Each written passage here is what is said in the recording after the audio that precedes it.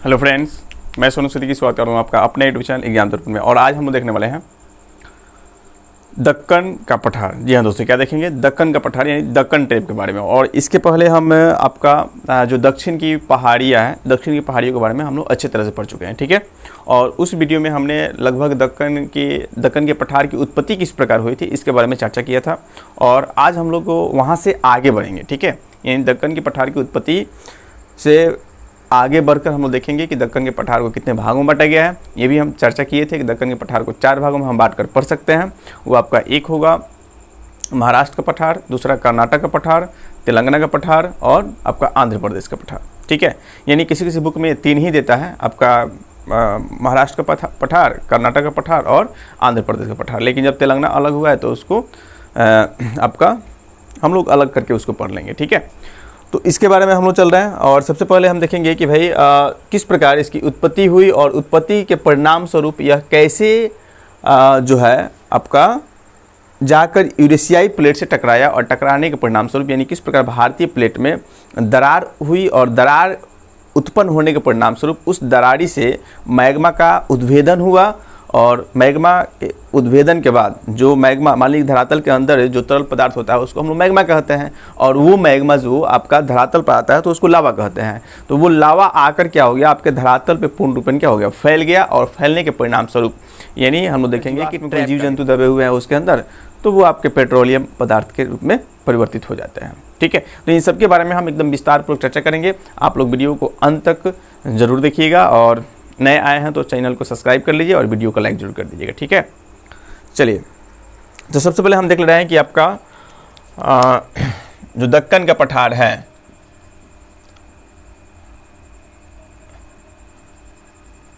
दक्कन का पठार, दक्कन के पठार को कितने भागों में बांटा गया था? दक्कन के पठार को हम लोग बांट सकते हैं 4 भागों में। कितने भागों में? तो 4 भागों में इसको हम लोग बांट सकते हैं। एक आपका क्या है जी, एक हम लोग बोलेंगे यानी महाराष्ट्र का पठार, महाराष्ट्र का पठार। दूसरा आपका हो जाएगा कर्नाटक का पठार, कर्नाटक का पठार। और तीसरा होगा तेलंगाना का पठार, तेलंगाना का पठार। और चौथा आंध्र प्रदेश का पठार, आंध्र प्रदेश का पठार। तो इसको हम 4 प्रमुख भागों में बांटते हैं। यानी दक्कन का जो पठार है इसको कितने भागों में बांटा गया है? तो हम बोल सकते हैं कि 4 भागों में इसको बांटा गया है, ठीक है। अब इसके बारे में हम देख लिए थे कि दक्कन के पठार जो है ये कहाँ पर अवस्थित है। तो सबसे पहले एक छोटा सा मैप हम लोग बना रहे हैं। यहाँ पर आप लोग देखिएगा, केवल दक्षिण भारत की ही आवश्यकता है तो उतना ही हम लोग क्या करेंगे, मैप में बनाएंगे, उससे ज़्यादा की आवश्यकता नहीं है। तो अब ये जो दक्कन का पठार है ये किस तरह दिखाएगा, दक्कन ट्रैप। अब देखिए, महाराष्ट्र के पठार को दक्कन ट्रैप के नाम से भी जानते हैं। यहाँ पर ट्रैप मतलब परत दर परत यहाँ पर क्या हुआ है, उद्भेदन हुआ है। तो यहाँ पर ट्रैप का विस्तार हुआ है, बाकी सभी जगह ट्रैप का विकास नहीं हुआ है। ये हम लोग देखेंगे आगे चलकर। तो यहाँ पर यानी ये दक्कन ट्रैप भी बुलाया जाता है। महाराष्ट्र के पठार को क्या बोलते हैं, दक्कन ट्रैप के नाम से भी जाना जाता है, ठीक है। इस पर चर्चा करेंगे ट्रैप के बारे में। तो अब इसकी अवस्थिति यहाँ पर हम देख सकते हैं किस प्रकार यहाँ ये दिखाई देगा। महाराष्ट्र का पठार, जैसे मान लीजिए कि आपका ये तो महाराष्ट्र हो गया, तो ये आपका महाराष्ट्र वाले क्षेत्र में हो जाएगा। महाराष्ट्र का पठार यहाँ पर है। फिर हम लोग देखेंगे कर्नाटक का पठार, यहीं पर आपका ये क्षेत्र हो जाएगा कर्नाटक का पठार। तेलंगाना का पठार आप देखिएगा तो यहाँ से आपका ये तेलंगाना वाला भाग हो जाएगा। और आंध्र प्रदेश का पठार, तो इधर से आपका आंध्र प्रदेश का पठार ये हो जाएगा। ये तेलंगाना आप यहाँ पर देख सकते हैं। ये महाराष्ट्र का पठार, ये कर्नाटक का पठार, कर्नाटक। और ये हो जाएगा तेलंगाना और ये हो जाएगा आंध्र प्रदेश, आंध्र प्रदेश। बाकी जो है हम लोग केरल और तमिलनाडु के बारे में हम लोग देख लिए थे। और यहाँ के जो पठार हैं उनको हम किस नाम जानते हैं, तो दक्षिण की पहाड़ियों के नाम जानते हैं। या पश्चिमी घाटी जो है उसी का विस्तृत रूप है। तो पश्चिम घाटी की पहाड़ियाँ भी आपका तमिलनाडु और ये तो पश्चिम घाटी की पहाड़ियाँ आपका महाराष्ट्र में भी पाई जाती है, कर्नाटक में भी पाई जाती है, केरल और तमिलनाडु में भी पाई जाती है, ठीक है। ये तो हम लोग पढ़े थे। लेकिन हम लोग खास करके यहाँ पर देखेंगे आपका कि महाराष्ट्र के पठार को कितने आपका दक्कन के पठार को कितने भागों में बांटा गया है, तो दक्कन के पठार को 4 भागों में बांटा गया, महाराष्ट्र का पठार, कर्नाटक का पठार, तेलंगाना का पठार और आंध्र प्रदेश का पठार। तो इसमें हम लोगों ने सबसे पहले क्या देखा था, हम लोग देखे थे कि भाई अगर दक्कन के पठार की उत्पत्ति किस प्रकार हुई थी। तो उत्पत्ति के बारे में हम बता दिए थे कि जब ये आपका भारत जो है गोंडवाना लैंड का हिस्सा था पहले, और किस प्रकार गोंडवाना लैंड हम लोग जानते करते हैं कि पेंजिया पैथालासा, फिर पेंजिया में दो भाग बट गया पेंजिया, एक आपका क्या कहलाया अंगारा लैंड, और एक कहलाया गोंडवाना लैंड। और गोंडवाना लैंड के विभाजन के परिणाम स्वरूप आपका दक्षिणी अमेरिका और दक्षिण अफ्रीका का निर्माण हुआ, और उसी दक्षिण अफ्रीका से निकला आपका भारत, और वो भारत जो है पूर्वोत्तर की तरफ गति करता हुआ आया। और गति करने के पश्चात एक बार यहाँ पर हम लोग थोड़ा सा देख ले रहे हैं, ये गति करने के पश्चात मान लीजिए कि ये आपका यूरेशियाई प्लेट है, और ये आपका क्या है, ये आपका है भारतीय प्लेट, ये आपका मान लीजिए भारतीय प्लेट है। तो ये यूरेशियाई plate, Eurasia Europe plus Asia के सम्मिलित भूखंड को यूरेशिया बोलते हैं, ठीक है। और ये हो गया आपका भारतीय प्लेट, यूरेशियाई प्लेट। अब बीच में क्या था, बीच में था तेथिस सागर, और ये तेथिस सागर बाद में क्या होता है भूसैनतिक रूप में परिवर्तित हो जाएगा। ये आप लोग हिमालय की उत्पत्ति में देख सकते हैं, भूसैनतिक रूप में परिवर्तित हुआ। और ये जब प्लेट जो है भारतीय प्लेट जो है किससे यूरेशियाई प्लेट जाकर जब टकराया, तो टकराने के परिणाम स्वरूप होता क्या है कि यहाँ पर दरारी उद्भेदन हो जाता है। यहाँ पर दरार यानी भारत में क्या हो, यहाँ पर दरार हो जाती है, मतलब ये दो भागों में क्या होगा टूट गया। और यहाँ से जो इसका जो कोना वाला भाग है ये भी यहाँ से भी यानी धंस कर ये टूट गया। यहाँ से दो प्रकार से विभाजन होगा, एक यहाँ पर विभाजन होगा और एक यहाँ विभाजन होगा, और एक दरार बना था यहाँ पर भी ताप्ती, देखिएगा। तो ये इस प्रकार से हम बोल सकते हैं कि 3 दरारें उत्पन्न हुई आपके भारत की, जो आपका प्रायद्वीपीय भारत है इसमें 3 दरारें उत्पन्न हो गई। एक दरार जो है इसको हम किस नाम से जानते हैं, तो इसको हम बोलते हैं नर्मदा नदी घाटी। इसको क्या बोलते हैं, नर्मदा नदी घाटी, ठीक है। यहाँ पर एक घाटी का विकास होगा, और यहाँ पर इसको क्या बोलते हैं ताप्ती नदी घाटी, ताप्ती नदी घाटी। और ये जो है आप देखिएगा यहाँ पर अरब सागर अवस्थित है। तो अब यहाँ पर क्या हुआ, यहाँ से तो टूटा, और टूटने के परिणाम स्वरूप जो भारत है वो किस तरह झुक गया, इधर, मतलब ये आपका झुक जाएगा। ये ऊपर वाला जो भाग है इसका ढाल जो है इधर हो जाएगा, मतलब उत्तर की तरफ यहाँ पर उठ जाएगा, और ये इसका ढाल जो है किधर हो जाएगा, उत्तर की तरफ, इधर ऊंचा और इधर ढाल हो जाएगा। और बाकी ये जो भाग है जो आकर टकराने पर जो टूटा, तो टूटने के परिणाम स्वरूप इसका जो ढाल होगा वो किधर हो जाएगा आपका, यानी दक्षिण पूर्व की तरफ इधर ढाल हो जाएगा। इस तरह हम देखेंगे कि पश्चिम घाटी से जितनी भी नदियाँ निकलती है, गोदावरी हो गई, कृष्ण हो गई, कांवड़ी हो गई, तो सभी नदियाँ कहाँ जाकर गिरती है, बंगाली खाड़ी में गिरती है। यही कारण है, ठीक है। यहाँ से टूटने के परिणाम स्वरूप इसका ढाल जो है ये किधर झुक गया, और यहाँ से टूटा, जैसे अब अरब सागर में भी ये यहाँ पर आपका जो कुछ भूखंड था ये टूटकर नीचे धंस गया। मतलब कि अरब सागर के नीचे चला गया। अरब सागर वो अवस्थित है, यानी आप जाइएगा तो अरब सागर में डायरेक्ट आपका गर्त नहीं दिखाई देगा, वो छछला हुआ रूप आपको दिखाई देगा। तो यहाँ से ये टूटकर अरब सागर वाला जो भाग है वो धंसकर नीचे चला गया, और यहाँ से ये काफ़ी जो है किनारा वाला भाग ऊपर उठ गया है, और यही ऊपर उठा हुआ भाग जो है आपका पश्चिम घाटी के नाम से जाना जाता है, इसीलिए ये काफ़ी ऊंचा है। और हम लोग पढ़े हैं कि पूर्वी घाटी की अपेक्षा जो है पश्चिमी घाटी अधिक ऊंची होती है। इसकी औसत ऊंचाई जो होती है 1200 से आपका 1200 के आसपास मीटर, 1200 से 1300 मीटर ऊंची होती है, लेकिन पूर्वी घाटी जो है इसका 500 से 600 मीटर औसत ऊंचाई होती है। तो यही कारण है कि यह अधिक ऊंचा होता है, यानी पूर्वी घाटी के अपेक्षा। तो हम लोग क्या देखेंगे, यहाँ से भी ये टूटा और टूट कर नीचे धंस गया, और यहाँ से टूटा तो इधर झुक गया, और इधर से टूटा तो इधर झुक गया। बस समझ में आ रहा है। तो दरार जब होगा पृथ्वी में, जब क्या होगा दरार होगा, कहीं से दरार होगा, तो नीचे जो तरल पदार्थ है वो क्या होंगे, निकलेंगे बाहर, और निकल कर क्या हो जाएंगे, फैल जाएंगे। बस समझ में रहा है ना। तो यहाँ से निकला तरल पदार्थ और निकल कर क्या हो गया, आसपास के क्षेत्रों में ये सभी क्षेत्रों में फैल गया।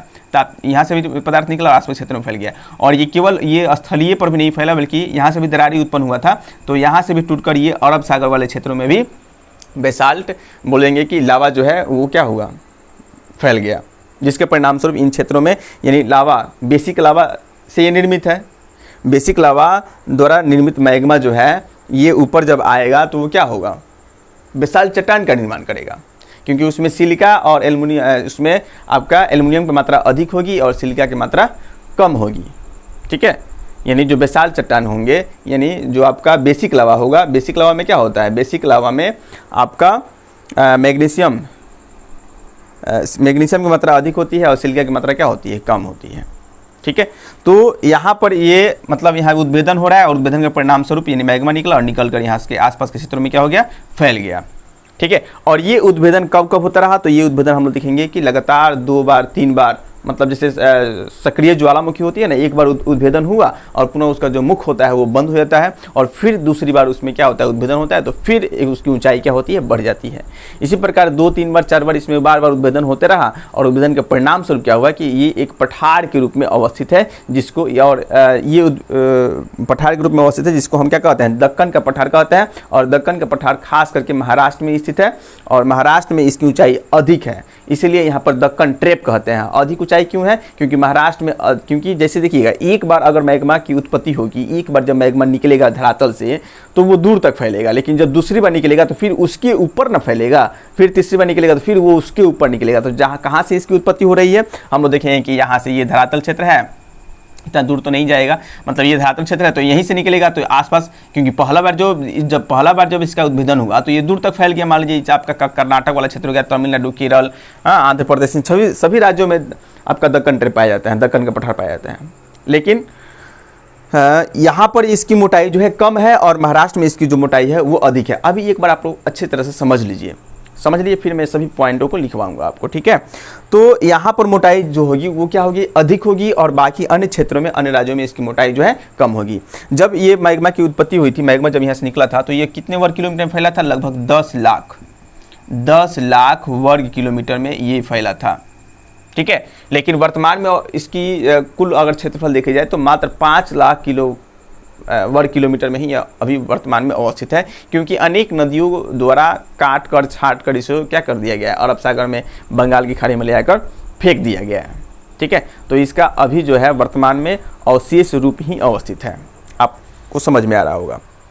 तो ये तो आपको समझ में आ गया कि भाई दक्कन ट्रैप की उत्पत्ति कैसे हुई, आकर भारतीय प्लेट जो है यूरेशियाई प्लेट से टकराया और जिसके कारण भारत में भ्रंश उत्पन्न हो गई, भ्रंश घाटी का विकास हुआ और इसी भ्रंश से यानी क्या हुआ, मैग्मा निकला और लावा के रूप में क्या हो गया, चारों तरफ फैल गया, जिससे होता क्या है, जिससे हम लोग देखेंगे कि आपका बेसाल्ट चट्टान का निर्माण हुआ। और बेसाल्ट चट्टान जो है उसके टूटने फूटने से, एक बार पूरा आप समझिए, बेसाल्ट चट्टान के टूटने फूटने से ही आपकी किसकी उत्पत्ति होती है, काली मृदा की उत्पत्ति होती है, यानी बेसाल्ट चट्टान से ही काली मृदा का निर्माण होता है। और हम लोग जानते हैं कि महाराष्ट्र और गुजरात के क्षेत्रों में काली मृदा जो है अधिक पाई जाती है, ठीक है।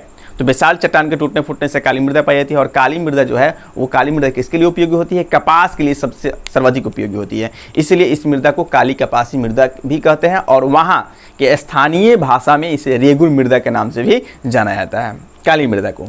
और काली मृदा यानी रेगुर मृदा में सबसे अधिक कौन कौन से फसल उगाए जाते हैं, तो सबसे पहले तो प्रमुख रूप से कपास होगा, उसके बाद आपका गन्ना का उत्पादन किया जाता है और यहाँ पर प्याज का उत्पादन किया जाता है, उसके बाद आपका दलहन हो गया, तिलहन हो गया, आपका मूंगफली हो गया।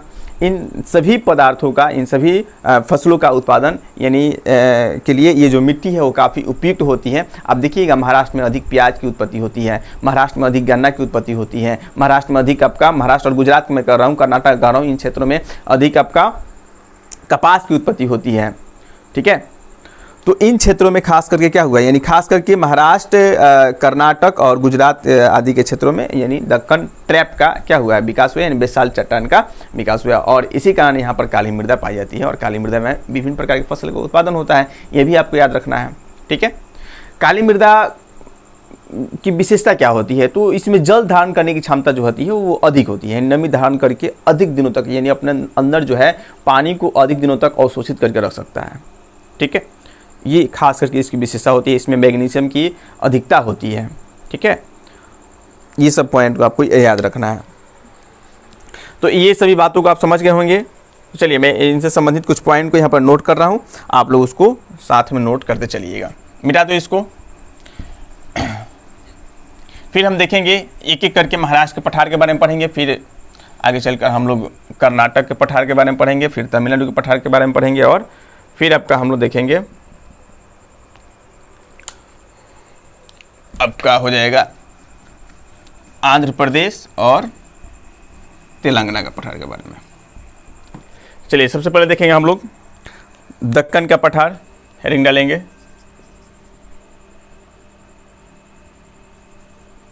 दक्कन का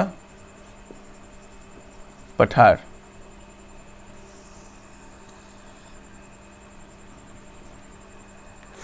इसमें हम लिखेंगे इसकी उत्पत्ति क्रीटेशियस काल में हुई। इसकी उत्पत्ति क्रीटेशियस काल में हुई थी। क्रीटेशियस काल के अंतिम समय में यानी क्या बोल सकते हैं, सेनोजोइक महाकल्प, अंतिम समय में यानी सेनोजोइक महाकल्प में हुई। इसकी उत्पत्ति कब हुई? तो क्रीटेशियस काल के यानी अंतिम समय में, यानी बोल सकते हैं कि सेनोजोइक महाकल्प। सेनोजोइक महाकल्प में ही हम लोग देखेंगे कि भारत जो है वह आकर यूरेशियाई प्लेट से क्या हुआ था, टकराया था। तो इसको आपको याद रखना है। भारतीय प्लेट, पॉइंट को नोट कीजिएगा,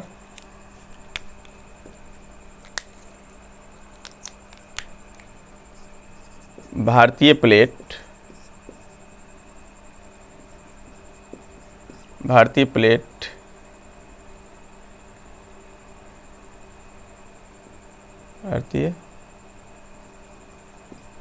प्लेट गोंडवाना लैंड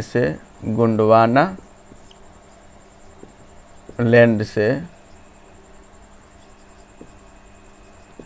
टूटने के बाद पूर्वोत्तर के तरफ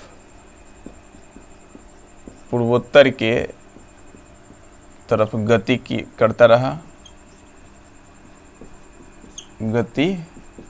करता रहा और 7 करोड़ वर्ष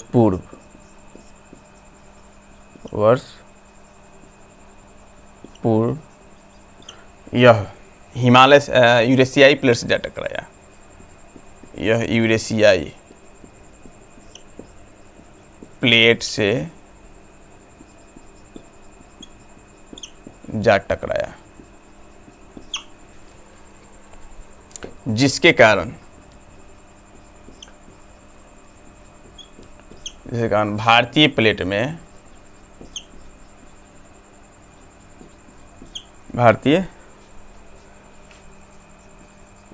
में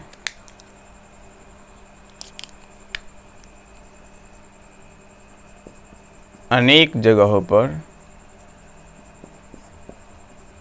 दरारें आ गई।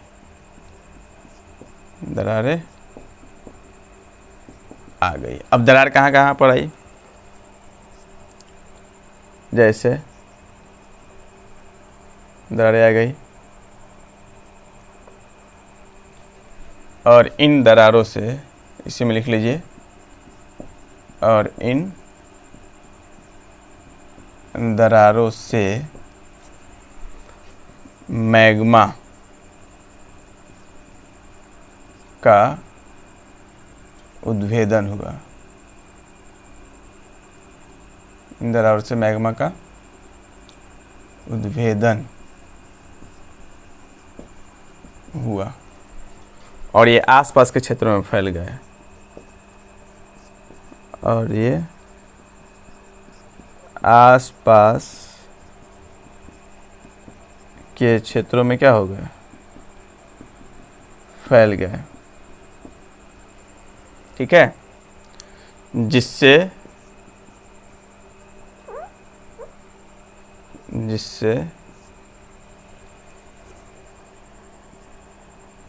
दक्कन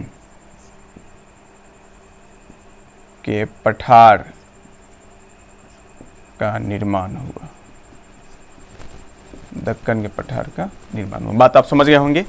ये भारतीय प्लेट जो है आकर यूरेशियाई प्लेट से टकराई और टकराने के परिणाम स्वरूप यानी भारतीय प्लेट में अनेक जगहों पर दरार उत्पन्न हो गए और उन दरारों से मैग्मा बाहर निकलना शुरू हुई और वो आसपास के क्षेत्रों में फैल गई। फैलने के परिणाम स्वरूप क्या हुआ है, इन सभी क्षेत्रों में आपका एक तरह से दक्कन के पठार का निर्माण हुआ। अब देखें कि जो मैग्मा निकली वो एक बेसिक लावा थी, ये भी पॉइंट लिखेंगे।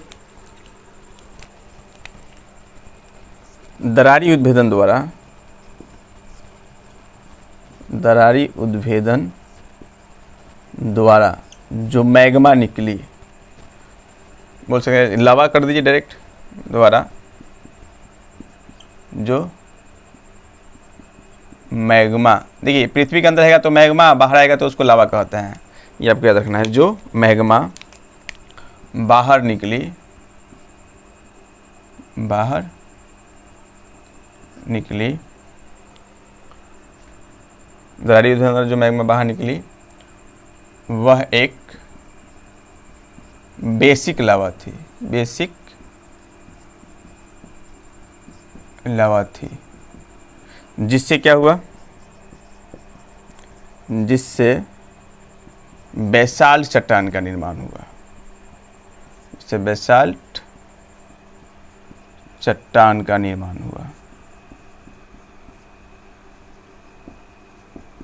जिससे बेसाल्ट चट्टान का निर्माण हुआ। अब बेसाल्ट चट्टान का निर्माण हुआ तो इससे क्या होगा, एक भी पॉइंट याद रखना है। बेसाल्ट चट्टान, ये भी पॉइंट लिख लेंगे, इसका विस्तार, इसका विस्तार जब ये उत्पन्न हुआ था तो कितने क्षेत्र में हुआ था, इसका विस्तार लगभग 10 लाख वर्ग किलोमीटर में हुआ था जब इसकी उत्पत्ति हुई थी। वर्तमान में यह 5 लाख वर्ग किलोमीटर में अवस्थित है। क्यों? क्योंकि आप लोग जानबे करते हैं कि नदियों के अपक्षयन और अपर्दन के परिणाम स्वरूप या मतलब जो परतें पतली थी वो टूट फूट कर मतलब अपर्दित हो गई नदियों के द्वारा, लेकिन वर्तमान में भी कितना अवस्थित है, तो 5 लाख वर्ग किलोमीटर में यह अवस्थित है। ठीक है, नेक्स्ट अब देखिएगा कि इसमें अगर बेसाल्ट चट्टान है, देखेंगे कि बेसाल्ट चट्टान के टूटने से काली मृदा का विकास होता है, काली मृदा का निर्माण होता है, का निर्माण होता है। अतः इन क्षेत्रों में क्या होगा, अतः इन क्षेत्रों में काली मृदा अधिक मात्रा में पाई जाती है, अधिक मात्रा में पाई जाती है। ये भी पॉइंट लिख देंगे। ठीक है, अब देखिए काली मृदा में क्या होता है। अब काली मृदा में किन किन फसलों का उत्पादन होता है, तो पहले आप इतना जरूर नोट कर लीजिए, इसका स्क्रीनशॉट ले लीजिए ताकि मैं अगला पॉइंट नोट करूँगी, क्योंकि इसके नीचे मैं लिखूंगा तो आपको दिखाई नहीं देगा। और देखिए आपको घबराना नहीं है, एकदम निश्चिंत होकर आप सोचिए कि सर इतना डीप पढ़ा रहे हैं, तो आपको देखिए बाबू ये आपको मैं समझा दूँ या मैं आपको बोल दे रहा हूँ कि एग्ज़ाम जो है आजकल का, उसको बिना आपको अच्छे से पढ़े आप नहीं निकाल सकते हैं। ठीक है, उसको जो भी पढ़िए आप अच्छे से पढ़िए, डीप पढ़िए। ठीक है, आप इसको अगर आप विस्तार पूर्वक किसी चीज़ को पढ़िएगा तो लंबे समय तक आपके मस्तिष्क में वो छपे रहेंगे। शॉर्टकट का तरीका जो है अपनाइएगा तो शॉर्टकट जितना जल्दी याद कीजिएगा उतना जल्दी आप उसको भूल जाइएगा। लेकिन अगर आप इसको समझ कर पढ़ते हैं, ये सब कुछ है, आप समझिए ना कि भारत के आने से, यूरेशियाई प्लेट के टकराने से इसमें दरार उत्पन्न हुआ, दरार से मैग्मा निकला, फैल गया तो दक्कन ट्रैप बन गया। ये बार बार उत्पन्न हुआ तो इसको ट्रैप कहेंगे, और एक बार होगा तो ऐसे ही मैदान है। तो कुछ है उत्पत्ति के संबंध में। अब मान लीजिए कि आप जानते हैं कि बेसाल्ट चट्टान बना, तो बेसाल्ट चट्टान के टूटने फूटने से काली मृदा बनती है। और काली मृदा में हम क्या होता है तो विशेष आप लोग समझ जाएंगे, तो समझिएगा तो लंबे समय तक इसको आप याद रख सकते हैं। ठीक है, और थोड़ा सा आप अपने लाइफ के प्रति मतलब समझिए कि जिम्मेवारी उठाइए, आप फोकस कीजिए अपने लाइफ पर। ठीक है, बहुत सारे लोग हम देख रहे हैं, कल भी देखे थे, 1-2 लोग ऐसे लोग आ जा रहे हैं जो उल्टा सीधा कमेंट कर रहे हैं। अरे भाई कमेंट करके क्या कीजिएगा, कमेंट करके आप क्या कर सकते हैं, क्या दिखाना चाहते हैं आप?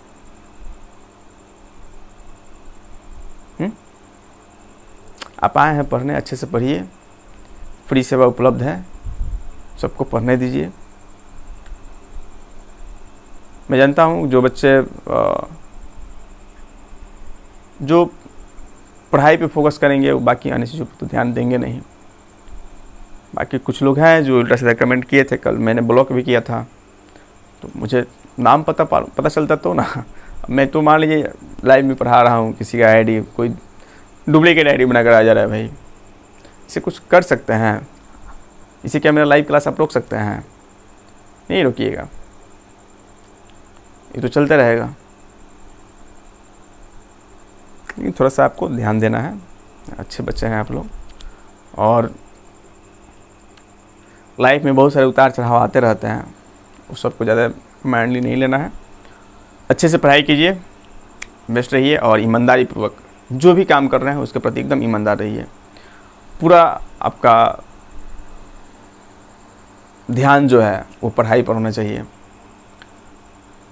जो भी आप काम कर रहे हैं, जिस क्षेत्र में भी है, उस क्षेत्र में आपको 100% अपना देना चाहिए। सामने वाला क्या कर रहा है क्या नहीं कर रहा है उससे हमको कोई मतलब नहीं है। आपके घर परिवार के लोग क्या कर रहे हैं उससे हमको क्या मतलब है। अगर संकट देखी जाए तो सबके घर में संकट है, सबके घर में प्रॉब्लम है। बहुत सारे लोग हम सुने भी, क्लास में सुनते भी हैं, तो बोलते हैं सर ये था वो था, नहीं भी नहीं था, नहीं देखा, जो भी हो। ये जो भी समस्याएं हैं वो आपकी समस्याएं हैं, आप उसको निपटिए। अब ये आपकी समस्या जो है एक बोल सकते हैं कि बहाना है, बाकी इसके अलावा कुछ भी नहीं है। ठीक है, अगर आप पढ़ना चाहें तो किसी तरह पढ़ सकते हैं। अगर आपके अंदर जुनून हो तो मान लीजिए हम दिन भर यूट्यूब देख रहे हैं, दिन भर कोई ना कुछ आपका फिल्म देख रहे हैं, तो वो ना देखकर ही हम भी बचा सकते हैं ना। लाइव जब लाइव क्लास चलने वाला है तो उस टाइम तो हम मतलब अगर पढ़ने की इच्छा हो अंदर तो वो तो हम काम कर सकते हैं, बाकी दूसरा काम को हम साइड कर देंगे। ठीक है, बाकी देख लेंगे कि भाई हाँ सर 1 घंटा क्लास लेने वाले हैं तो उनके लिए थोड़ा सा हम इतना MB लगेगा तो इसको हम बचा कर रख सकते हैं। लेकिन क्लास में बहुत सारे लोग ये बहाना करते हैं कि सर MB नहीं था, ये था वो था, जो भी प्रॉब्लम था। ये प्रॉब्लम लाइफ भर, ज़िंदगी भर आपको प्रॉब्लम रहेगा। ठीक है, और वैसे लोग आप देखिएगा जो मेहनत करते हैं ईमानदारी पूर्वक, वो जॉब लेकर चले जाते हैं। इतना आप याद रखिए, जो रियल में मेहनत करने वाले होते हैं आपके सामने जॉब लेकर चले जाते हैं, और आपकी गलती होती है कि आप अभी तक भटकते रहते हैं इधर उधर। आपकी इतनी एज हो गई है, आप इधर उधर भटक रहे हैं। ठीक है, तो आपको समझना चाहिए कि भाई मेरे साथी, मेरे क्लासमेट, वो सब कहीं ना कहीं मेरे में भी कुछ गलती है, मैं भी एक तो समस्या है, हम समझ रहे हैं। तभी तो मैं भी समझिए कि क्या कर रहा हूँ, अभी तक मैं अटका हुआ। लेकिन मेरी समस्या जो है डिग्री की समस्या है, तो डिग्री की समस्या क्लियर होगी तो मैं कहीं ना कहीं सेटल हो जाऊँगा, ये आप लोगों की दुआ रहेगी तो। ठीक है, लेकिन आपकी जो समस्या है उससे निपटिए और प्रयास कीजिए कि जितना जल्द हो सके आप जॉब ले लीजिए भाई। क्योंकि आज सब कोई पूछने वाला है आपको, कल कोई नहीं होगा। कल ये नहीं कोई पूछेगा कि आप क्या कर रहे हैं, कैसे हैं। बस लोग यही पूछेंगे कि आप क्या हैं। उस समय केवल आपकी औकात देखी जाएगी। औकात मतलब कि आप अपने लाइफ में अपने पैर पे खड़े होकर क्या किए हैं। माता पिता, घर द्वार सबको छोड़ दिया जाएगा। ठीक है, आपसे केवल आपके बारे में पूछा जाएगा कि आपने क्या किया है। लोग आपके कामयाबी को देखना चाहते हैं, तो आपके कामयाबी को देखना चाहते हैं तो हम क्यों इधर उधर के लफड़े में पड़े हुए हैं। भैया पूरा पढ़ाई पे फोकस करें ना। मैं रेगुलर आपके साथ रहूँगा। कल थोड़ा सा तबीयत ख़राब हो गया था, इसलिए मैं लाइव नहीं आ पाया। लेकिन जब तक मैं ठीक रहूँगा, मैं हमेशा रेगुलर मैं लाइव क्लास आपको दूंगा। मैं लाइव में ज़रूर आऊँगा, ये मेरा वादा है आपके साथ। बस आपकी ये फ़र्ज़ बनती है कि जो पढ़ाई हो रहा है भाई बहाना न बनाकर आप डायरेक्ट उसमें जुड़िए, पढ़िए अच्छा से उसको। ठीक है, पढ़ते समय अगर मान लीजिए कि जो क्लास करते समय प्रयास कीजिए कि आप अगर लिख सकते हैं तो अच्छी बात है, और नहीं तो स्क्रीनशॉट लेकर उसको रखिए। बाद में क्लास ओवर हो जाने के बाद उसको नोट कर लीजिए, लिख लीजिए। ठीक है, तो मैं पता नहीं कहाँ से कहाँ आ गया। वो कल के कमेंट्री पर थोड़ा सा पता नहीं, जानता है अच्छा नहीं लगता है। मान लीजिए आपके लिए फ्री में सेवा उपलब्ध दिया जा रहा है, आप उसको बिगाड़ने का प्रयास कीजिएगा तो अच्छा नहीं लगेगा किसी को भी। आपको सोचना चाहिए कि भाई हाँ चलिए सर तो एक तो पढ़ा रहे हैं, दूसरी बात इतने विस्तार से पढ़ा रहे हैं। आप पूरे यूट्यूब चैनल में देख लीजिए, कहीं भी नहीं मिलेगा इतने विस्तार से। मैं प्रयास करता हूँ आप ही लोगों के लिए, आप ही लोगों के लिए मैं प्रयास कर रहा हूँ, आपके लिए मैं मेहनत कर रहा हूँ। टाइम देखना है, टाइम में दिखाया था कितना टाइम हो रहा है। 12:20 से मैं वीडियो बनाना स्टार्ट किया हूँ, और ये 1-1:30 बजे तक वीडियो बनेगा आपका। ठीक है, और कल मैं इसे अपलोड करूँगा तब प्रीमियम होगा आपका। सोचना चाहिए, इतने रात को जग कर आपके लिए मैं अपना नींद बर्बाद करता हूँ, आपके लिए मैं टाइम निकालता हूँ, और आप लोग पता नहीं, छोड़िए। अब जिनकी फितरत ही है वही, उनको समझाने से क्या कर सकते हैं। आपको जो करना है आप लोग कीजिए, मुझे जो करना होगा, मैं अपने काम के प्रति ईमानदार हूँ, मैं अपने हर चीज़ के प्रति ईमानदार हूँ। आप ईमानदार हैं नहीं है, आप पढ़ना चाहते हैं नहीं पढ़ना चाहते हैं, वो आपकी जिम्मेवारी है। आप क्लास को बिगाड़ना चाहते हैं, क्या करना चाहते हैं वो आप समझिए, ठीक है। लेकिन इतना बात याद रखिए, आप कोई भी कमेंट कीजिए, कितना हो उल्टा सीधा आप कमेंट कर दीजिए, हमको उससे लेना देना नहीं है। ये मैं यही करूँगा, उसको ब्लॉक कर दूँगा, फिर आप दूसरे आईडी से आएगा, फिर मैं ब्लॉक करूँगा। लेकिन ये लाइव क्लास बंद नहीं होगा। आप लोग जो चाहते हैं कि लाइव क्लास बंद हो जाए, तो ये होने वाला नहीं है, आप सोच कर रखिए, ठीक है। चलिए हटाइए, इसको स्क्रीनशॉट ले लीजिए, और स्क्रीनशॉट ले लीजिए ताकि मैं इसे मिटाऊँ।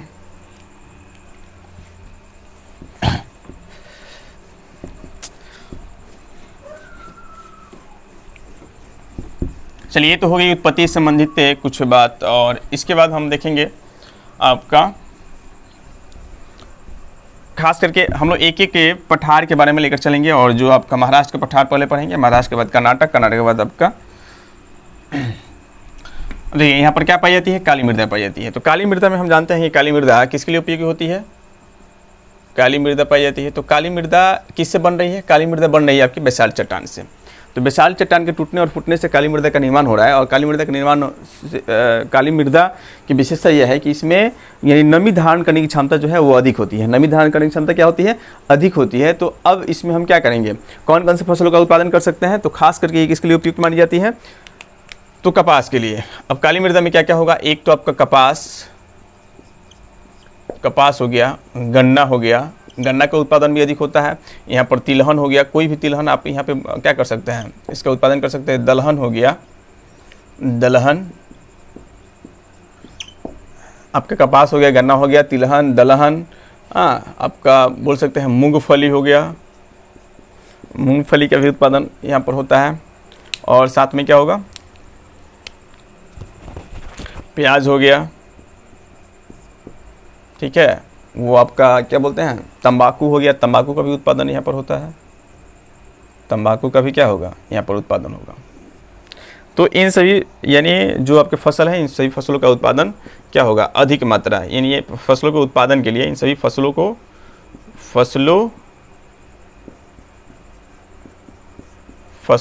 उत्पादन के लिए उपयुक्त मानी जाती है, उपयुक्त मानी जाती है, ठीक है। यानी कपास, गन्ना, तिलहन, दलहन, तंबाकू, प्याज इत्यादि फसलों के लिए क्या मानी जाती है, ये उपयुक्त मानी जाती है, ठीक है ना। अब इसे और किन किन नामों जानते हैं, तो वो बोल सकते हैं कि काली मृदा को काली कपासी मृदा भी बोला जाता है। काली मृदा को काली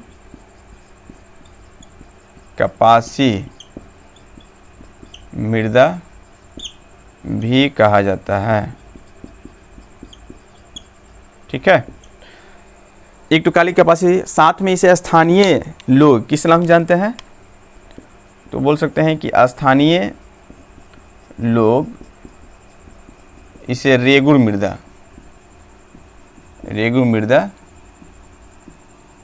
कहते हैं, ठीक है। इसमें याद रखना है कि किसकी मात्रा अधिक होती है, तो लोहांश की मात्रा यानी मैग्नीशियम की मात्रा अधिक होती है, मैग्नीशियम की अधिकता होती है, ये सभी पॉइंटों का आपको काली मृदा से संबंधित आपको नोट कर लेना है, ठीक है। इसमें जल धारण करने की क्षमता अधिक होती है, ये नोट कर लीजिएगा, स्क्रीनशॉट ले लीजिएगा। नेक्स्ट देख रहे हैं, इन पठार में और क्या क्या होता है, इन पठार की और विशेषता क्या है दक्कन की पठार की। तो दक्कन की पठार की विशेषता बस आपको इतना याद रखना है, किन किन राज्यों में और पाए जाते हैं, इसका विस्तार कहाँ कहाँ हुआ है, दक्कन के पठार का विस्तार, दक्कन के पठार का विस्तार कहाँ कहाँ हुआ है। तो आप खास करते हम देखें, खास करके इसका विस्तार क्या हुआ है, तो एक तो महाराष्ट्र हो जाएगा, इसका विस्तार खास करके महाराष्ट्र, महाराष्ट्र के बाद आपका हो जाएगा कर्नाटक, कर्नाटक, कर्नाटक के बाद हो जाएगा आपका आंध्र प्रदेश, तेलंगाना, केरल में भी इसका विस्तार है, गुजरात में भी इसका विस्तार है, तमिलनाडु में भी है, तमिलनाडु आदि, यानी इसका विस्तार जो है इन राज्यों में, और ख़ास करके आपको याद रखना है यानी महाराष्ट्र, कर्नाटक और गुजरात, ये 3 राज्यों में खास करके ये पाई जाती है। ठीक है, तो विस्तार से भी आपको ये कुछ पॉइंट आपको याद रखना है। क्लियर? तो ये हम देख लिए यानी दक्कन के पठार की विशेषता। अब हम चल रहे हैं कि महाराष्ट्र का पठार, इसी में हम देख लेंगे आपका महाराष्ट्र के पठार की विशेषता क्या होगी। ठीक है, मिटा दें इसको, हेडिंग डालिएगा महाराष्ट्र का पठार। तो देखिए महाराष्ट्र के पठार को क्या कहते हैं, महाराष्ट्र के पठार को ट्रैप के नाम से यानी दक्कन ट्रैप के नाम से भी जाना जाता है। तो ये पॉइंट यहाँ पर नोट कर लेंगे कि महाराष्ट्र के पठार को दक्कन ट्रैप के नाम से जाना जाता है। महाराष्ट्र के पठार को दक्कन ट्रैप कहा जाता है। अब दक्कन ट्रैप क्या होता है थोड़ा सा आप याद रखिए। अभी हम बताए थे ट्रैप जो होगा माने एक परत पर फिर दूसरी परत के बाद फिर तीसरी परत, तो यानी क्रमबद्ध तरीके से 2-3 लेयर का बीच जाना ही आपका क्या कहलाता है, ट्रैप कहलाता है। ठीक है, जैसे अब देखिए ये एक लेयर है यहाँ से, और देखिए एक लेयर जैसे मान लीजिए मैग्मा आपका क्या हुआ कुछ समय पहले, सबसे पहले क्या होगा इसमें एक लेयर बना, और एक लेयर के बाद फिर इसमें जंगल, गाछ वृक्ष, पेड़ पौधे ये सब कुछ उग गए, और फिर इसमें जीव जंतु रहने लगे। जैसे मान लीजिए यहाँ पर ये सब कुछ उग गया, सब कुछ मतलब यहाँ पर जीवन मतलब जीवन का निर्वाह होने लगा। फिर कुछ समय के बाद क्या हुआ कि पुनः क्या होता है, पुनः इस पर एक लेयर जो है और बिछ जाता है। मैंने पुनः क्या होगा इसमें हम देखेंगे कि कुछ समय के बाद फिर क्या होगा, एक लेयर इस पर और बिछ गया। मतलब हम लोग देखे पहले क्या, पहले ये देखे कि यहाँ पर क्या हुआ, यहाँ पर यानी जीवन प्रारंभ हो गया। ठीक है, जीवन प्रारंभ होने के बाद कुछ समय बाद फिर क्या है, एक लेयर और बिछ गया। ठीक है, फिर कुछ समय बाद क्या होगा, फिर उद्गार होगा आपका उद्गार। तो मान लीजिए कि यहाँ पर भी कुछ समय बाद क्या होगा, जीवन यहाँ पर भी प्रारंभ हो जाएगा, गाछ वृक्ष पेड़ पौधे सब उग जाएंगे, जीव जंतु यहाँ पर रहने लगेंगे यहाँ पर। ठीक है, ये एक यहाँ पर जैव का निर्माण हो जाएगा, और फिर कुछ समय बाद क्या होगा, फिर इसमें एक लेयर बन जाएगा। ठीक है, तो हम यहाँ पर ये देख रहे हैं कि यहाँ पर जो दो लेयर बने, तो एक तो ये हो गया आपका, समझिएगा थोड़ा सा ध्यान से, यहाँ पर एक तो जीवन का यहाँ पर क्या हो गया, जीवन एक ये लेयर बन गया जहाँ पर जीवन का निर्वाह हो रहा था, और एक दूसरी लेयर जब आई तो इसको क्या कर दी, अंदर इसको दबा दी। एक लेयर पर विकसित हुआ था ना जी, इसको याद रखना है। एक लेयर यहाँ पर पेड़ पौधे और जीव जंतुओं से बना था, और इसको क्या कर दी गई, इसको दबा दिया गया। तो ये आपका क्या कहलाता है, इसको बोलते हैं हम लोग ट्रैप। ठीक है, ये प्रथम लेयर था, ये सेकंड लेयर था, और ये थर्ड लेयर हो गया, और बीच में ये आपका क्या दबा है, और पेड़ पौधे जब हैं तो यहीं से आपका क्या होगा, इसमें जीवाश्म पाया जाएगा। इसमें क्या पाया जाएगा जी, जीवाश्म पाया जाता है। इन क्षेत्रों में भी क्या होगा, जीवाश्म पाया जाएगा। तो आपसे पूछे कि दक्कन ट्रैप में जीवाश्म ईंधन पाए जाते हैं, तो दक्कन ट्रैप के पठारों में देखिए दक्कन के पठार में जीवाश्म ईंधन नहीं पाए जाएंगे, लेकिन दक्कन ट्रैप वाला जो होगा वहाँ पर जीवाश्म ईंधन पाए जाएंगे। लेकिन ये काफ़ी मोटे होते हैं, एक इनकी जो परत होती है वो काफ़ी क्या होती है, इनकी परत काफ़ी मोटी होती है, और इसमें काफ़ी खर्च आता है इसके उद्भेदन में, इसके खुदाई में, जिसके परिणाम स्वरूप हम लोग क्या नहीं कर पाते हैं, यहाँ पर खुदाई नहीं कर पाते हैं, क्योंकि जितना पदार्थ यहाँ पर निकलेगा नहीं उससे ज़्यादा यानी इसके खुदने में टाइम लग जाएगा, और खुदने में अधिक खर्च पड़ जाएगा। इसलिए यहाँ से पदार्थों को निकालना मुश्किल है थोड़ा सा। तो महाराष्ट्र में देखिएगा, महाराष्ट्र कर्नाटक ये सब हो गया, तो यहाँ पर जीवाश्म ईंधन जो है वहाँ पर नहीं निकाला जाता है। बाकी आपका अन्य क्षेत्र में जहाँ पर इसकी परत जो है पतली है, ये कम मोटाई वाले क्षेत्र हैं, तो वहाँ पर के जीवाश्म ईंधन को, जैसे कि आपका देखिएगा उधर आप नर्मदा घाटी हो गया, दामोदर घाटी हो गया, तो उन सभी क्षेत्रों में यानी इनकी परत जो है काफ़ी पतली है, और वहाँ से खुद कर हम लोग निकाल सकते हैं जीवाश्म ईंधन को। ठीक है, तो ये महाराष्ट्र के पठार को हम क्या कहते हैं, दक्कन ट्रेप के नाम से जाना जाता है। और ट्रेप आप लोग समझ गए कि कुछ साल सबसे पहले मान लीजिए एक बार उद्गार हुआ तो पुराने जो चट्टान है आर्कियन प्रकार की चट्टान से आपका गोंडवाना बना हुआ सबसे पुराना चट्टान, तो उस पर एक लेयर चढ़ गया दक्कन ट्रेप यानी बेसाल्ट के चट्टान का। फिर कुछ साल बाद यानी यहाँ पर जीव जंतु जब हो गए तो दूसरी बार फिर एक लेयर यहाँ पर चढ़ गया, फिर तीसरी बार एक लेयर इस पर उत्पन्न हुआ। तो बीच में जो आपका जीवाश्म है वो इसी में दबे रह गए और यहाँ से बीच में आपका क्या मिलेगा, जीवाश्म ईंधन पाए जाएंगे। और इस तरह से ये काफ़ी क्या हो, इसकी मोटाई अधिक हो गई। तो ये खास करके मोटाई कहाँ पर अवस्थित है, तो महाराष्ट्र में। इसीलिए महाराष्ट्र के यानी पठार को हम क्या कहते हैं, दक्कन ट्रेप नाम दिए हैं, दक्कन ट्रेप के नाम से जानते हैं। और यहाँ पर भी क्या हुआ है, यह भी यानी बेसिक बेसाल्ट के चट्टान, यह भी पठार जो है महाराष्ट्र का पठार, महाराष्ट्र का पठार बेसाल्ट चट्टान से ही निर्मित है, बेसाल्ट चट्टान से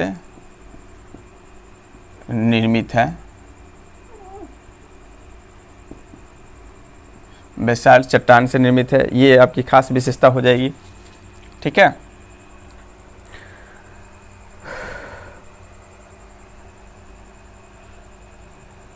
बेसाल्ट चट्टान से निर्मित है। अब देखिए इसमें देखेंगे कि महाराष्ट्र के पठार में,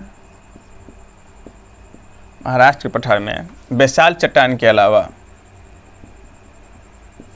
बेसाल्ट चट्टान के अलावा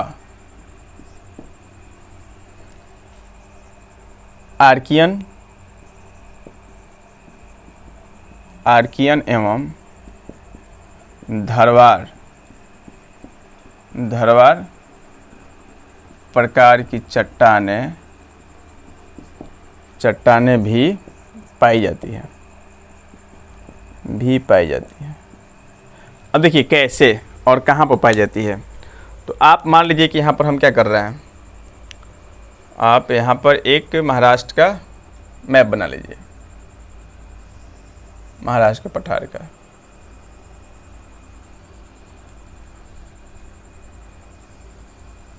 ये मान लीजिए महाराष्ट्र का पठार है। तो आप यहाँ पर देखिएगा कि एक नदी है, यहाँ पर वेनगंगा नदी बहती है, वेनगंगा। यहाँ से एक नदी बहती है आपका वर्धा, और यहाँ एक नदी बहती है रत्नगिरी। वेनगंगा,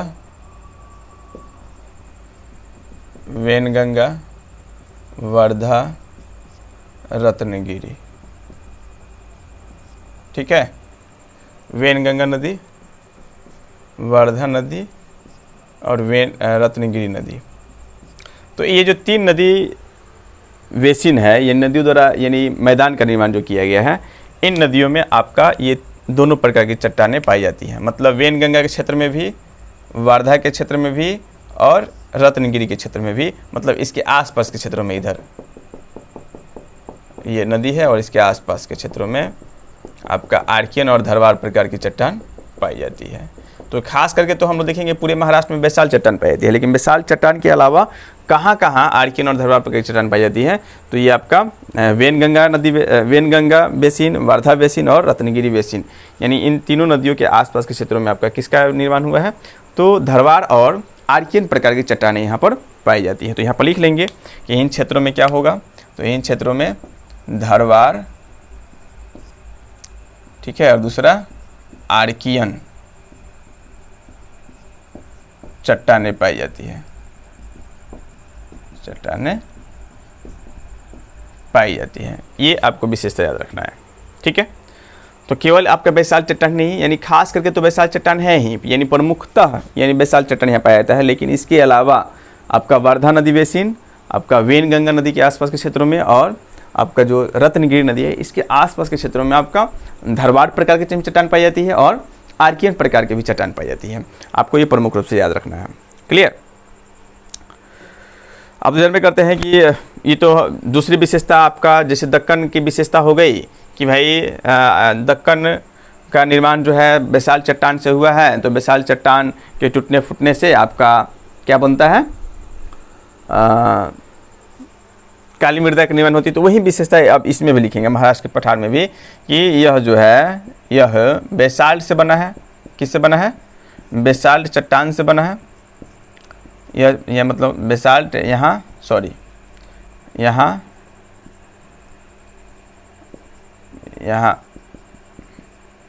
बेसाल्ट चट्टान पाई जाती है, और इसके टूटने से क्या बनेगा आपका काली मृदा। काली मृदा में जो फसल होगा, जैसे दलहन, तिलहन, जो उसमें हम लोग लिखे हैं दक्कन में, वो भी आप महाराष्ट्र के पठार में भी क्या कर सकते हैं, उस पॉइंट को आप नोट कर लीजिएगा। और बताइए कपास की अधिक उत्पादन जब होगी तो यहाँ पर क्या होगा, सूती वस्त्र का भी क्या होगा, कारखाने अधिक लगेंगे। तो ये पॉइंट देखिए, मैं उस पॉइंट को छोड़ दे रहा हूँ क्योंकि उसमें मैं लिखवाया हूँ। यहाँ पर दलहन हो जाएगा, तिलहन हो जाएगा, कपास हो जाएगा, और आपका गन्ना हो जाएगा। ये सब पॉइंट आप लिख लीजिएगा। यानी यहाँ बेसाल्ट चट्टान पाई जाती है, बेसाल्ट चट्टान के टूटने से क्या बनता है, काली मृदा, और काली मृदा में क्या क्या, तो दलहन तिलहन इत्यादि का फसल का निर्माण होगा। ठीक है। एक और पॉइंट इसमें लिखेंगे कि कपास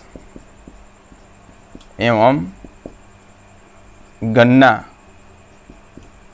देखिए गन्ना का उत्पादन आपका सूरत में भी होता है, कपास का उत्पादन आपका सूरत बोल रहे हैं, गुजरात में भी होता है। इसलिए हम लोग देखेंगे कपास एवं गन्ना के अधिक उत्पादन के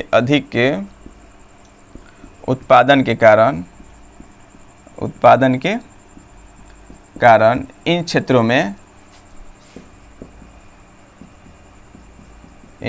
में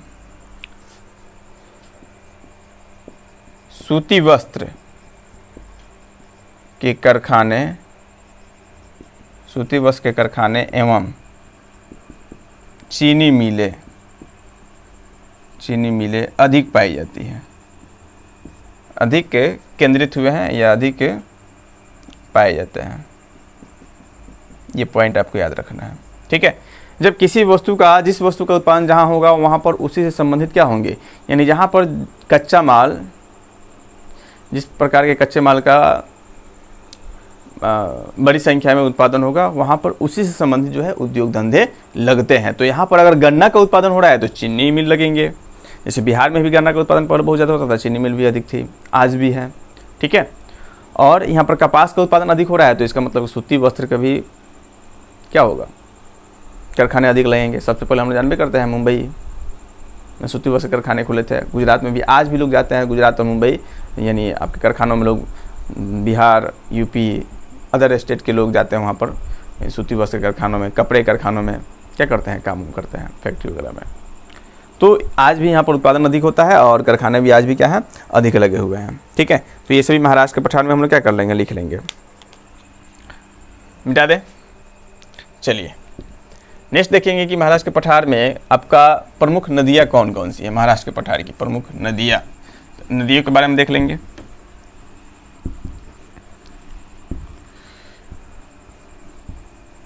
एक बार आप महाराष्ट्र के पठार का फिगर हम लोग बना ले रहे हैं, किस प्रकार कौन कौन से यहाँ पे पर्वत पाए जाते हैं, कौन कौन से नदियाँ पाई जाती हैं, सब के बारे में। ठीक है। तो एक बड़ा सा यहाँ मैप हम बना दे रहे हैं।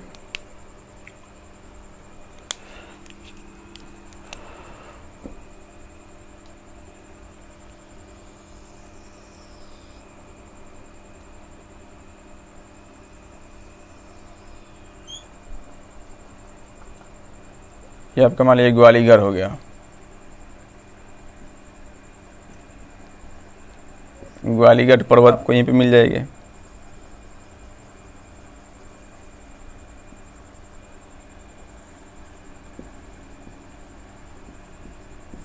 अजंता, इसके बाद हम देखेंगे यहाँ पर सतमाला श्रेणी है। यहीं पर आपका हो जाएगा कौन,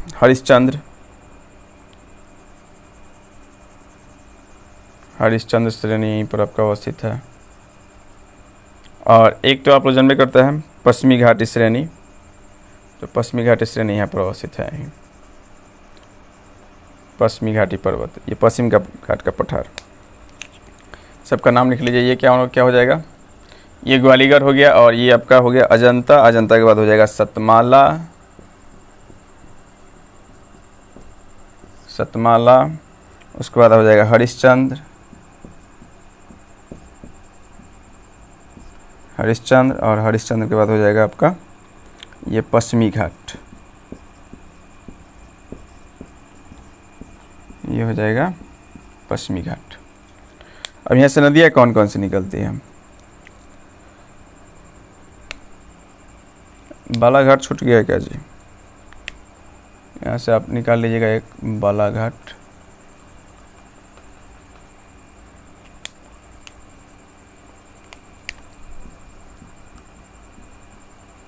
बालाघाट पहाड़ी।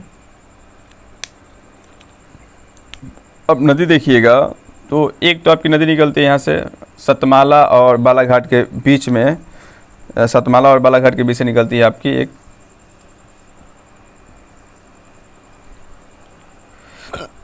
गोदावरी नदी।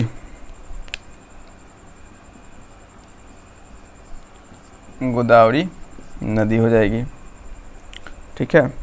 बालाघाट और हरिश्चंद्र के बीच से एक नदी आती है जिसको हम क्या बोलते हैं, भीमा नदी।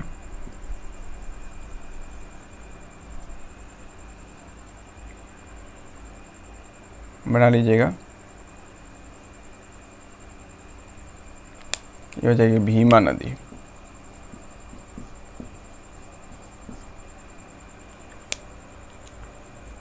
और यहाँ से हम लोग देखेंगे कि आपका कृष्णा नदी इसके बीच से आकर बहती है।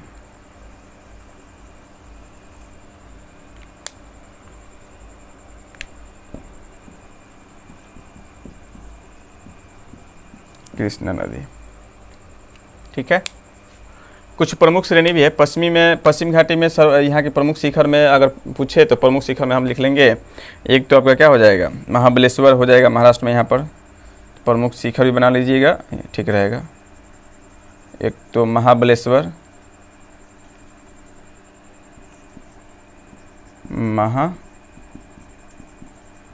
महाबलेश्वर हो जाएगा। महाबलेश्वर के बाद यानी आपका हरिश्चंद्र में भी एक घाटी है कलसूबाई, सबसे ऊंची चोटी यहीं हो जाएगी महाराष्ट्र की, कलसूबाई, कलसूबाई शिखर, ये महाबलेश्वर शिखर, सिलहर,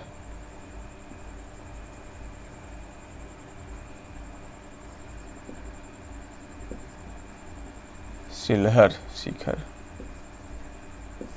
ठीक है। तो इन पॉइंट को भी हम क्या कर लेंगे, नोट कर लेंगे।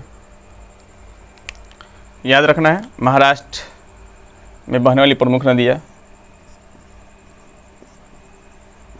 यहाँ की प्रमुख नदियाँ कौन कौन हो जाएगी, तो प्रमुख नदियाँ में आपकी हो जाएगी गोदावरी, दूसरी हो जाएगी आपका भीमा, गोदावरी नदी, भीमा नदी, और तीसरी कौन हो जाएगी, कृष्णा नदी। बाकी छोटी छोटी अन्य नदियाँ हैं लेकिन ये प्रमुख नदी हो जाएगी। क्लियर। अब यहाँ देखेंगे कि पहाड़ियाँ कौन कौन सी पाई जाती है, इस पठार में कौन कौन सी पहाड़ियाँ अवस्थित है। पहाड़ियाँ, तो पहाड़ी में आपको याद रखना है ग्वालियर, ग्वालियर, दूसरा हरिश्चंद्र, हरिश्चंद्र, तीसरा पश्चिमी घाट, महाराष्ट्र में भी, महाराष्ट्र का ही हिस्सा है पश्चिमी घाट, मैंने महाराष्ट्र से होकर जाता है पश्चिमी घाट। चौथा हो जाएगा बालघाट यानी बालाघाट, ठीक है। पांचवा हो जाएगा ग्वालियर, हो गया अजंता। तो अजंता जो है यह केवल महाराष्ट्र में है, महाराष्ट्र में अवस्थित है। अब बाकी जो है महाराष्ट्र में भी है कुछ हिस्सा इसका, जैसे आप देखिएगा ये महाराष्ट्र से होते हुए आपका कर्नाटक, केरल आदि राज्यों में जाता है। ये भी हरिश्चंद्र आपका इधर मध्य प्रदेश के राज्यों में चली जाती है। ये सतमाला जो है इधर मध्य प्रदेश होकर उड़ीसा छत्तीसगढ़ में चली जाती है। तो ये अन्य राज्यों में भी इनके मतलब छोर जो है गुजरे हुए हैं उधर, ठीक है। लेकिन केवल अजंता जो है, अजंता की जो पहाड़ियाँ है वो केवल कहाँ पाई जाती है, केवल महाराष्ट्र में ही इसकी अवस्थिति है, ठीक है। यहाँ के शिखर लिख लीजिए, प्रमुख शिखर कौन कौन से हैं। तो शिखर में आपको याद रखना है, एक तो हो जाएगा महाबलेश्वर, दूसरा हम लोग लिखेंगे कलसूबाई, और तीसरा हो जाएगा आपका सिलहर शिखर। ये तीन यहाँ क्या हो जाएंगे, प्रमुख शिखर हो जाएंगे। क्लियर, यहाँ तक कोई किसी को दिक्कत नहीं हुआ होगा। तो ये लगभग आपका हो गया क्या, महाराष्ट्र के पठार के बारे में कुछ विशेषता है। बाकी अगले वीडियो में हम लोग देखेंगे आपका कर्नाटक और तमिलनाडु, साथ में आंध्र प्रदेश के पठार के बारे में, ठीक है। उम्मीद करता हूँ आपको वीडियो काफ़ी अच्छी लगी होगी। फिर मिलते हैं अगले वीडियो में, तब तक के लिए धन्यवाद। जय हिंद दोस्तों।